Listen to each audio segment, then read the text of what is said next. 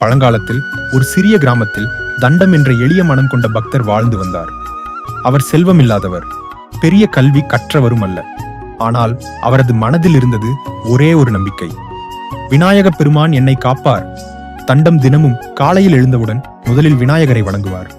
அருகில் இருந்த சிறிய பிள்ளையார் கோவிலுக்கு சென்று அருகம்புல், எருக்கம்பு வைத்து அன்புடன் பூஜை செய்வார். அவர் எந்த நாளும் விநாயகரை வணங்காமல் உணவு உண்டதே இல்லை. ஒரு நாள் கிராமத்தில் கடும் வறட்சி ஏற்பட்டது. மழை பெய்யவில்லை. வயல்கள் வறண்டு போயின. மக்கள் துன்பத்தில் மூழ்கினர். தண்டத்துக்கும் வாழ்க்கை மிகவும் கஷ்டமானது. சாப்பிட உணவுக்கே வழியில்லை. ஆனால் அவர் மனம் தளரவில்லை. விநாயகர் இருக்கிறார், அவர் நிச்சயம் காப்பார் என்று தினமும் நம்பிக்கையுடன் வழிபட்டார். ஒரு நாள் இரவு கோவிலில் அமர்ந்து கண்ணீர் மல்க பிரார்த்தித்தார். விநாயகா, எனக்கு செல்வம் வேண்டாம். என் கிராம மக்களின் துயரம் நீங்கட்டும். மழை பெய்யட்டும். அவரது பிரார்த்தனை உண்மையான பக்தியால் நிறைந்தது. அந்த நொடியில் கோவில் முழுவதும் ஒளி பரவியது. மெதுவாக விநாயக பெருமான் அவருக்கு முன் காட்சி தந்தார். யானை முகம், அருள் பொங்கும் கண்கள், அபயஹஸ்தம். தண்டம் அதைக் கண்டு மெய்மறந்து விழுந்து வணங்கினார்.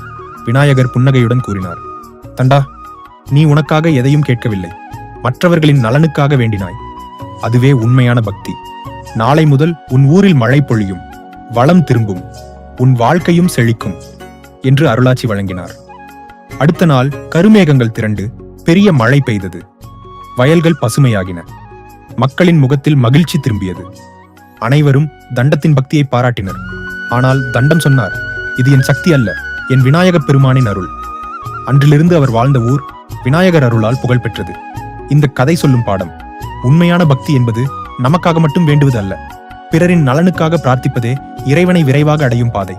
விநாயகரை முழு மனதுடன் நினைத்தால் அவர் தடைகளை நீக்கி வாழ்க்கையை ஒளியால் நிரப்புவார். ஓம் ஸ்ரீ கணேசாய நம.